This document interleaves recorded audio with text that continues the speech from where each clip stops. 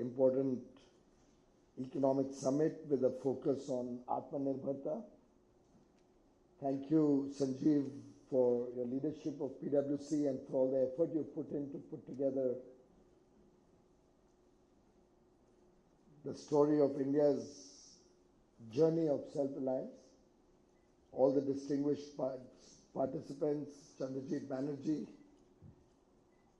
somebody I've often called as the ambassador to the world of Indian industry, and who really is a pillar of strength when we are doing any policy making or when we are working on any strategies for the future. We know that we can always bank on CII, and therefore it's very appropriate that you've become the partner for the B20 as India enters into the presidency of G20 this month. Friends, Atmanirbhar Bharat is a story that started in some sense maybe a few hundred years ago.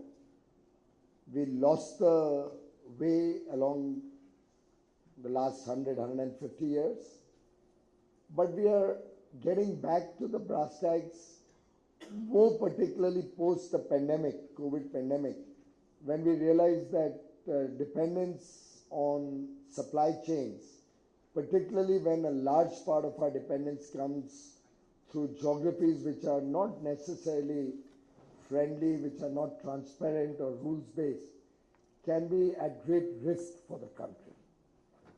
The pandemic also opened our eyes to a number of risk factors in our trading systems, in our manufacturing systems, in the technology gaps that existed in India, particularly on very critical components of different ecosystems. It could be the automobile industry, which went through hell for nearly a year, even after the COVID pandemic recovery.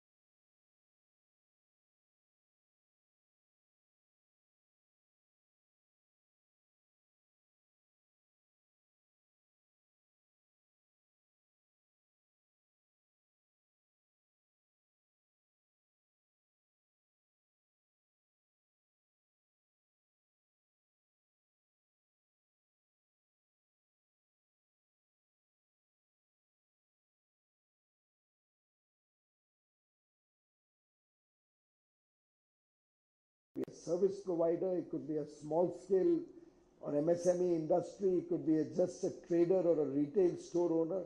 I think everybody has collectively decided that we want to see India as a developed country, as a prosperous country. And as they say, once the entire universe, once all of us agree that we want to achieve something, the entire universe will conspire to help us to achieve that. And I'm glad that CII has taken a lead in building that vision story and building the pathway to an Atmanirbhar Bharat, to a self-reliant India. Uday bhai has been a great friend and a person who has always given us very good guidance in the journey of India's economy, India's growth. Mr. Vellayan, of course, in the manufacturing side has done India proud with this group of companies making all sorts of very high quality products both for India and internationally, and yet consistently remaining rooted to traditional values and high integrity at the core of their working. Same, of course, I would say for Uday bhai. And with PwC and its presence in India, it becomes a natural connect with the rest of the world. And we recognize that we can't live in isolation. We can't be living in a closed loop in India. We all recognize that India will have to engage much more and look at deeper engagement with global economy if we want to become a developed nation. And therefore, when we talk of Atmanirbhar Bharat or self-reliant India, we're not looking at closing our doors to international engagement. In fact, I have said it on more than one occasion that we are actually looking at opening our doors wider to international competition and in the world economy. Because that's the only way we'll be efficient, we'll be able to provide goods and services at affordable prices both to Indian consumers and to the rest of the world. And that's the only way the country will innovate and grow. Progress cannot be in a closed loop, in a closed economy. And clearly, automobile sector is one sector, and you are a large player there, which saw a whole period of protectionism with very little growth and very little innovation or modern technology coming to India, and all of us being forced as consumers to depend on long waiting lists only to get a product which was not necessarily contemporary. Similarly, on the banking and finance side, who could have imagined a developing nation like India today turn around 6.8 billion digital financial transactions in the month of October 22 alone. So effectively, the current year will probably be twice as big or maybe 1.5 times as big as last year, when we did 48 billion financial transactions using the UPI system. Probably the largest amount of financial transactions, more than the US and Europe put together. Possibly even US, Europe and China put together. I don't know, the statistics would be available with one of you. But it shows the power of India.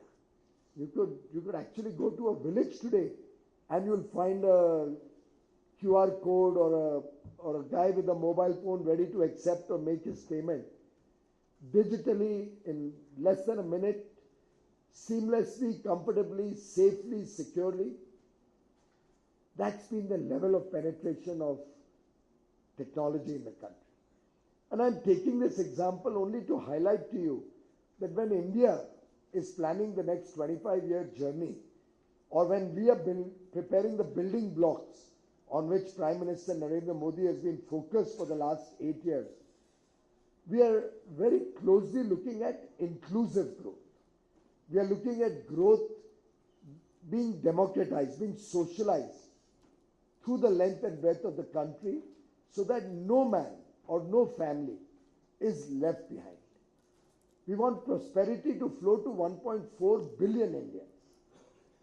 And therefore, all our plans have at the core the sustainable development goals that were finalized several years ago. And for us, the SDGs are not a target we have to achieve by 2030, which was what was agreed by all the countries in the world. For us, we wish to provide those facilities, meet those SDGs much, much faster, maybe yesterday, hopefully today, but no later than tomorrow. And I hope somebody will not take it literally. But it's only the sense of urgency that I'm trying to highlight here. Take electricity, for example. We didn't wait for 2030. As soon as Prime Minister Modi took office, having successfully given everybody power 24/7 through the length and breadth of Gujarat, in his early days in government there, and having seen the transformational impact that it had on people's lives, that was one of the earliest programs he took up. And it continues to power the Gujarat economy, the lives of the people of Gujarat, very appropriately reflected in today's results, when I think history has been created with the highest number of seats ever any party has won in Gujarat. It's only an endorsement of his pro-poor and pro-people policies. The fact that Prime Minister Modi, whether in Gujarat for the first early part of his administrative years in government, the 12.5 years he spent there, or the 8.5 years he spent in Delhi at the helm of affairs of the country, has been completely focused, literally 24/7, with a single-minded purpose to impact the lives of every person, particularly the marginalized sections of society, those who have been left behind, those who have been discriminated against, those who could not possibly board a train like maybe one of the other of our family members did 1 or 2 generations back, which has brought us to this privilege that we are all in this room here today. And in that building of the basic blocks, Prime Minister Modi recognizes that it is important to focus on of course, taking prosperity to the people, but good governance is going to be equally important. It's going to be equally important to build sustainable and modern infrastructure in the country. It's going to be very important to build talent, pools of educated, highly qualified, smart children, but with the ability to pursue the career of their choice, not necessarily drawn into the typical rut of graduation and studies the way they were all these years, for which we brought out the National Education Policy 2020, which allows liberal education to flow, which allows people to pursue a vocation of their choice, which focuses on skill development, which focuses on giving people an opportunity to explore their own talent the way they like to, so that we don't land up becoming a nation of 3 idiots and a person who wants to do photography being forced to do engineering, or children being forced to do rote learning, so that a definition of a machine is more important than the working of the machine itself. And therefore, our work of the 8.5 years, while having the overlay of preparing India to engage with the world with an open door policy, also has reflected on building domestic strengths. And that's a big departure from the past. We have had free trade agreements in the past. We've had international engagement in the past.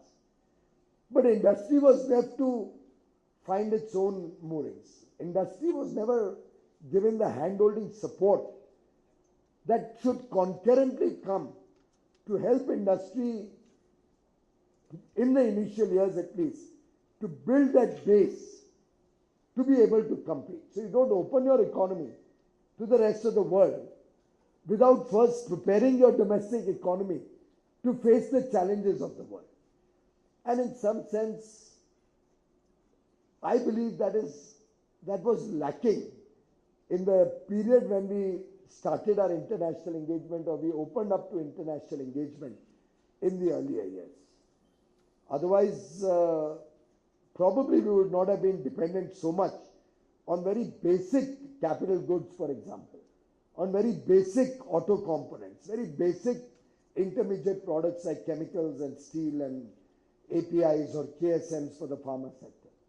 On the rest of the world, we would have been a strong superpower here also. When the API ecosystem was all going to a neighboring country in the north, government would have woken up to that reality and protected our technologies so that we don't become super dependent on other countries. Not to say by artificial barriers or stopping competition, but by strengthening the domestic ecosystem. And I'm happy to share with you that the production-linked incentive scheme, and I'm certain that all of you are well aware of that, is designed to support domestic industry wherever it requires that support in the initial years. And mind you, this is not a scheme that originated from government. We only played the role of a hand-holding support system. The Commerce and Industry Ministry set up the scale committee during COVID, when Prime Minister Modi gave the first clarion call for Atmanirbhar Bharat. CB has been a part of that journey through and through. The scale committee, and scale stands for Steering Committee for Advancement of Localization, and E had 2 or 3 connotations. We allowed all of them to play a role: export or export competitiveness, employment, and efficiency. Because ultimately, no government and no program really can sustain for a long period of time on government sops or government handholding. You can just give a kickstart to the Hamara Bajaj scooter. Unfortunately, Sanjeev is not here with us.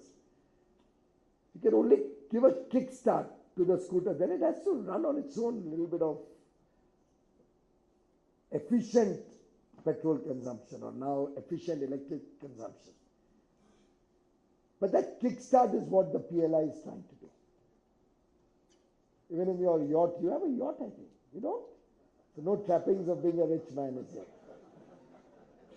Even in a yacht or a, let's say, a boat, a fishing trawler, you have to pull that string, give it that initial traction. It's your field really.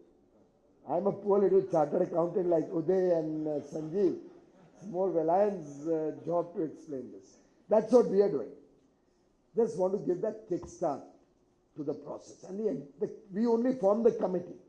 Committee comprised of totally private sector people, led by Pawan Goenka of Mahindra's. All the stakeholders were the associations like CII, FICCI and ASSOCHAM, PhD Chamber and others. Our secretaries, joint secretaries, officials were available on call. They were available to do the running around if required. They were available to do any studies or any data compilation or statistics, or to open the doors to this committee for whatever information it required. And that's where the PLI scheme germinated. And I must tell you, what a remarkable job the scale committee did. How they dissected sector by sector. First 12 sectors, then another 12. And I think they're currently working on a few more ideas, which will help us come up with more PLI schemes. Some are already on the way.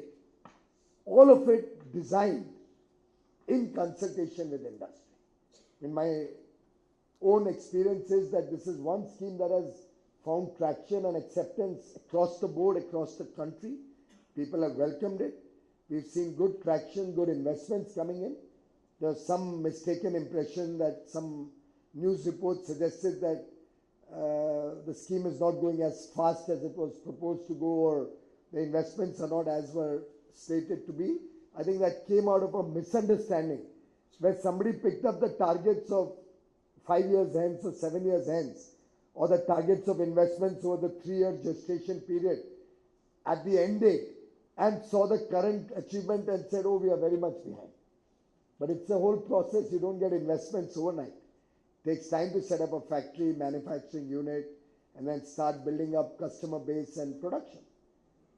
So when you look at it from the context of the pathway or the journey to implement PLI, we are well on track, and I must compliment Indian industry for their humongous and wonderful work all of you are doing in respect of using PLI to kickstart investments and domestic manufacturing. Udayba, you talked about textiles. Must thank your father, Suresh Bhai Kotak, a doyen of the textile industry, who is helping me in my own little efforts to try and rejuvenate the cotton sector. It's a sector where we used to be probably the best in the world once upon a time. And we are left to probably a market share of 3 or 4% of global trade. We are hoping to revitalize that sector. We are working actively to improve productivity right from cotton at the farmers level, where agriculture and we are working together, right up to export. The famous 5 that Prime Minister Modi articulated, farm to fiber to fabric to fashion to foreign. Remember the famous 5 books we used to read, Enid Blyton? Similarly, technical textiles today has 2/3 of the share of global trade in textiles. India was non-existent.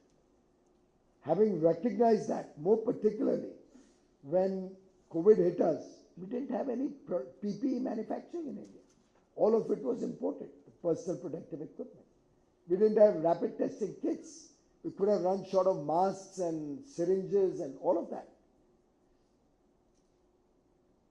India quickly ramped up. All of you played a huge role. We are the second largest manufacturers of PPEs in the world today. We are exporting it from India. No shortage of any product during COVID, any medical product. All of it thanks to the work that Indian industry did. And now we have a national technical textile mission. It's been working for a few years now, couple of years, 3 years, where we are promoting also innovation, research and development. We have over 200 projects. Truly in the spirit of government financing it, a private player proposing it or working in tandem with an educational institute. So academia, private sector and government, all working in tandem, something which I thought you would always advise us in every engagement we had with industry associations or businesses, that all have to come together so that we can truly get innovation R&D into India. We're trying to do that. I have still a lot of budget. May I appeal to those of you and through you to all those interested in technical textiles. We still have huge budgets. Please come up with new proposals, new ideas, areas where we don't have technology in India on technical textiles, geotextiles, machinery required to manufacture technical textiles. We are happy to support any innovation, any research, and it's largely government funded. The private sector supports in terms of the practical utilization and use. The academic institution can help in the research part of it. So I'm just giving you a flavor of how we are thinking. We are literally dissecting global trade and preparing India item by item, product by product, to see how we can engage with the world. For example, I must share with you, when we are doing FTA negotiations, the amount of stakeholder consultations this government has, I dare say, has never been done before. It was consultations with all of you that helped Prime Minister Modi. The feedback that we got from your consultation, which I shared with him, and of course the details of the RCEP, which helped us walk out of RCEP. It's equally important to recognize your responsibility not to do a free trade agreement if it is not in national interest, not in the interest of our business, and not in the public interest. And walking out was in national interest. More so, because we already had FTA with 10 of the ASEAN countries. We had an FTA with Japan and Korea. Australia was a low-hanging fruit. We've proven that. 29 December, India-Australia ICTA agreement, unity agreement as it was called in Australia, economic cooperation and trade agreement, comes into force on 29 December. So 2 important FTAs with 2 large trading partners of India within 12 months, within a calendar year. And mind you, and I'm reminding you this because I want you to reflect on all the criticism that you hear about the Japanese FTA, the Korean FTA, how it was unfair, unequal, how in the ASEAN FTA, Indian industry got a raw deal. So we have products where we want to export to the ASEAN countries, but we are blocked, and which are merrily coming in at zero or low duties thanks to those FTAs. Because stakeholder consultation was weak. And look at UAE and Australia. Have you heard of a single negative comment? Anybody in this room, any sector, any industry, any businessman, any company, any editorial, which found a single flaw in the Australia or UAE FTAs? That's the way this government thinks and works in terms of engagement. And the textile sector is clearly a sector of focus. We have a plan to increase our exports from 43 billion last year. We set this target when we were 33 billion. And CB knows I like to put exponential targets. So when we were 33, I said we should be 100 billion in 6 years, if I remember correctly. So we are 1 year in at 43. I hope the trend will continue and we reach 100 billion of exports of textiles in 6 years. Similarly, our overall economic value add on textiles is targeted at 250 billion, same period, doubling it. And I'm confident we will with the support of friends from the textile sector like your dad. Sustainability is a story where we are far ahead of everybody else in the world. We are amongst the only countries which even reports once in 2 years to the UNFCCC about our achievements. And mind you, we are ahead of target on almost every score. Our density, our GDP, our contribution to pollution as a percentage of our GDP or in relation to our GDP is amongst the lowest in the world. Our per capita emissions are amongst the lowest in the world. And we are continuously improving on that. Our GDP intensity of emissions is reducing faster than what we had committed in Paris. We had committed to be 40% of installed capacity clean energy by 2030. We are 42% as we speak, 8 years ahead of schedule. And now Prime Minister has put a target of 500 gigawatt, which means you guys need to consume more electricity because the base load or the transmission lines have a limitation to how much clean energy they can take in. So unless you consume 1,000 gigawatts or more, we can't have 500 gigawatt of clean energy. Which means there's an economic imperative on all of us to grow. And just simple maths, simple economic statistics tell me that 25 years from now in this Amrit Kal, we will be a $32 to $35 trillion economy in a business as usual case. Given the foundation that we are creating of a strong economy, the fundamentals of a strong economy, the fact that our focus on infrastructure and logistics costs is so deep, we should actually be aspiring for a $40 trillion plus economy in 2047.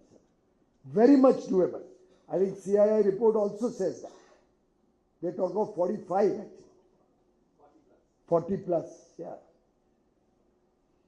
At a startup engagement with the Startup Advisory Council in Bengaluru 2 weeks or 3 weeks ago, an investor said, sir, with all that we have heard from you, at 2047, India should be a $47 trillion.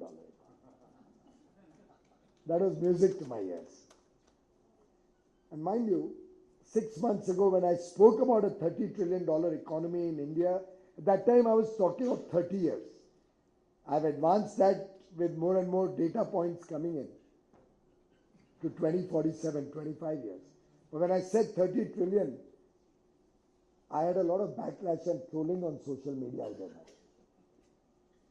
Particularly one channel which is very inimical to us was doing hammer and tongs, writing articles, making fun of me. The $30 trillion economy ki baat. And I still remember the same young man who was standing there sending me a note in Tirupur, since you talked of textiles. I was addressing textile industry in Tirupur one afternoon, and he sent me a note while I was speaking, just like this note, that you're being trolled badly on social media for the $30 trillion remark. You may like to explain what you mean, how you calculate. And I spent 10 minutes running the maths like a professor would do probably, or PwC would do with their fancy, beautiful presentations. And I can, time doesn't permit it now, but anybody has any doubts, I'm happy to deconstruct this number. And you'll see that I'm being very conservative. So let's go bold. There is a global slowdown, global trade slowdown. It's not if there is one. It is true that economies which had 1 or 2% inflation are at double digit. And I'm sure many of you track the economy, or if you go buying, shopping anywhere, you remember those days where 10-12% inflation was a given in India. A former Prime Minister of the Grand Old Party is on record to say inflation is good for the country. We want more inflation to grow. Hoping that the people will live in the illusion that, our incomes are growing, our economy is growing in nominal terms. not recognizing that people are smart. One of our campaign slogans in 2014 was, "Ye janta samajhdar hai, sab samajhti hai." And in that situation, certainly we'll have a stress. So we can't have the kind of growth story year on year at the same level. But despite that, I suspect a 7% growth in real terms this year is going to happen. And in terms of dollar terms, with a 6% inflation or 6.5%, 7% inflation, even though rupee has depreciated a little inordinately this year, I still believe our dollar term economy will cross 3.5 trillion. And I do believe by 2026, 27, we'll clearly be the third largest economy in the world. Undoubtedly. No power on earth can stop this from happening. Similarly, I recognize that even at 6.8%, we are conscious that we have to control inflation. Reserve Bank is taking their steps. We in government. It's for the first time that both are working in tandem, fiscal and monetary policy. So whether it was recalibrating our import duties, whether it was opening up to imports on products where prices are higher, or stopping export of goods where we needed to conserve domestic production, we've taken proactive measures. And it's evident in the numbers. You saw the October number, CPI fall from 7.4 to 6.8. Hopefully the November number will be even better. And we'll soon get down into the 4 plus minus 2% band. Very, very confident of that. And as Consumer Affairs Minister, I'm also conscious, while on the one hand inflation, on the other hand availability of goods and services at affordable prices. So I don't know whether it is by design, but I know that Prime Minister Modi does everything to design. That he has kept these three portfolios: commerce and industry, textile, the second largest employer after agriculture, and consumer affairs and food and public distribution together, because I have to balance in every negotiation business interests with consumer interests. So if Reliance wants me to stop the import of a certain product to protect his industry, I have to balance it also with my consumer's interests, so I don't make him pay too much more. So it's a very delicate balance between trade, commerce and industry, business and consumer interests. And that's what, friends, I'm trying to do as we all collectively work towards Atmanirbhar Bharat, towards making India economic superpower, but recognizing that growth has to be inclusive, growth has to be democratic, growth has to reach the last man at the bottom of the pyramid, growth has to care for a better life for 1.4 billion people, that growth has to reach the remotest nook and corner of the country, that growth should take everybody along, inclusive growth, and with the overlay of sustainability, growth has to be conscious of its responsibilities, both to the people of India and as a responsible global citizen to the world, so that we don't land up in a situation where the entire world reaches a stage of collapse. Thank you very much for giving me this opportunity, and I'll continue to work with all of you. Thank you, sir. Due to the paucity of time, I don't know how much we can explain to you, sir, about the measuring of Atmanirbharta, but I'd request Mr. Villayan if you can do it in 2 minutes, and we can do have him do the honors of releasing the report. 2 minutes, that's all you have. Thank you. Yeah, so we'll just give you a very brief explanation of kind of what we've done. Basically, I think we can get there just at one slide with kind of the Atmanirbharta index on there. I think that'd be useful. So really, so what we've done is kind of try to create a way. One of the things that the CII Atmanirbharta mission has been mulling on for a couple of years is to the thought of an index that will be, what we call simple, monitorable, measurable, that allows the country to really determine whether it has achieved Atmanirbharta or not. Effectively what we've done is come up with an index that looks at the ratio of exports to imports and it's also looked at how other countries have kind of tracked. So the interesting thing with the index is it can be done at an aggregate level at the country level. So currently India is at 0.69, and we've actually set a potential trajectory that we could kind of, if India says that they would like to achieve Atmanirbharta by X year, what does that trajectory mean? And perhaps we can just, and actually what's interesting is if you look at how other countries have tracked, maybe we can just kind of jump to the Korea slide.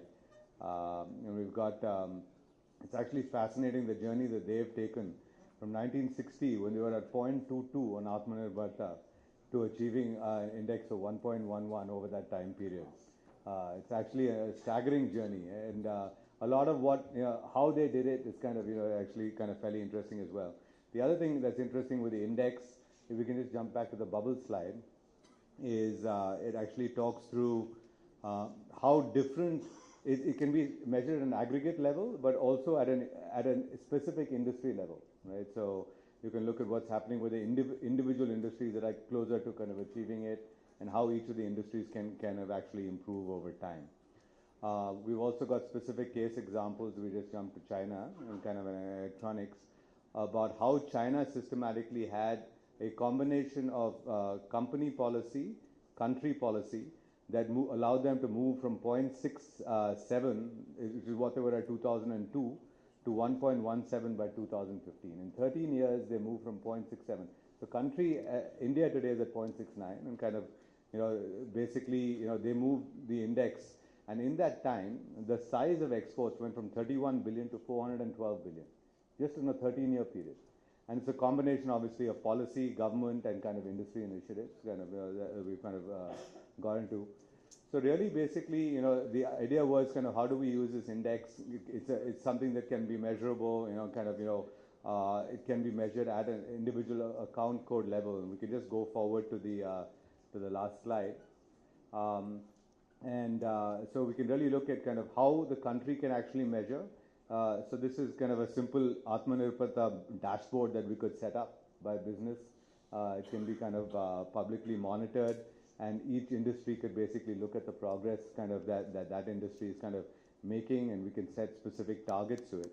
With the culmination of this idea of the last slide, perhaps, that India could kind of, like you said, sir, about setting aggressive targets. So we thought of, Atmanirbharta. We started in 2012. Just make a question. I think you are taking export-import figures and preparing it. Would it not be more appropriate to see import divided by the value of production, which would give you the dependence on international market, and assuming that the rest is your domestic production? Or you can actually do total value produced.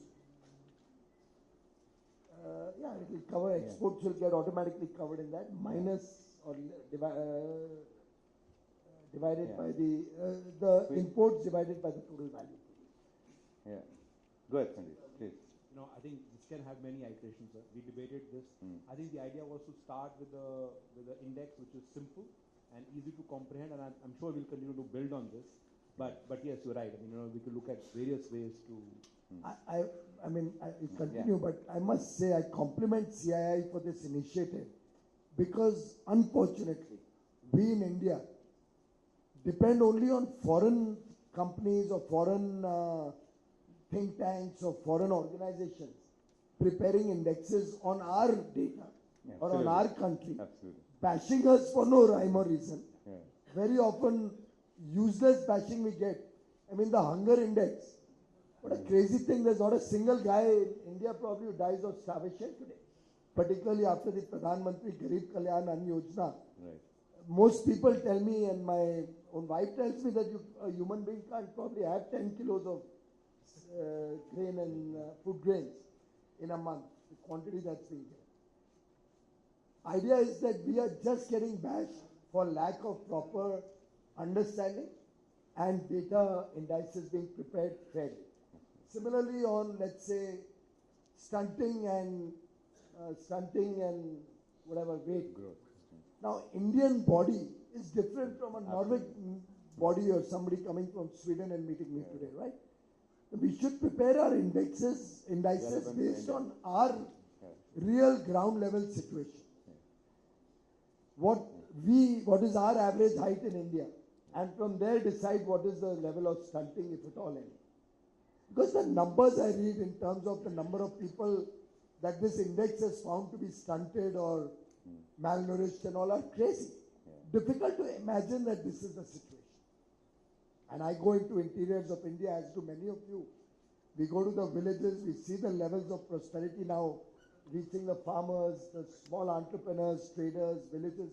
I think India is a different story. Absolutely. And with our purchasing power parity also factoring. Remember, we are a $3.3 trillion economy, but on a purchasing power parity, we may be 10 trillion against 3.3 trillion. So when you factor all of that in and see the real situation on the ground, I wish CII and others, and maybe you can also help from industry, some of you all come together, put a pool of resources, get some think tanks to do some indices which are India-centric, based on India's needs and requirements. One point. And second, and I urge this on a mission mode, so that we chunk those reports and we have our own indices. And on a second point, which I should have mentioned there, Indian industry needs to support each other also. There are many times we can get a glass in the hotel industry which could be Indian, you can import it also. Just because we believe that an imported product is good, maybe in ceramics or in glass or in furniture, we'll end up importing. I think all of us collectively have a duty to the nation, because every single product, instead of importing, you buy domestic. You are putting money into the hands of somebody who deserves it. You are adding to the income of a poor person. You are maybe helping a handicraft or a handloom person or a khadi person. And I hope every child, the only person who was wanting to clap on this was this young sister of mine. I compliment you that. Because that spirit has to be brought in. What Prime Minister said, it's a duty of every Indian to make India a developed nation. Hum sabka kartavya hai. I think that spirit, if even industry has, it can have a game-changing impact on India. Thank you. Thank you. Thank you so much, sir. With that, we'd just like you to kind of quickly inaugurate the report. And this is the report on the measuring Atmanirbharta done at the CII, and request you to kindly do it.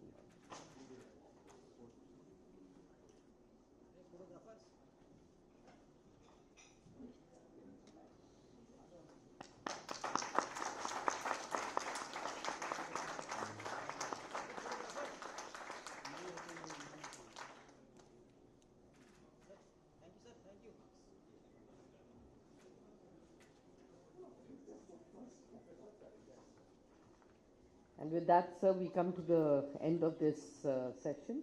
Thank you very much for your time, and we know how tight for time you are today, and thank you, however, for finding time for us. My office told me you won't be able to do both. I said I'll go late there, but the subject is very clear.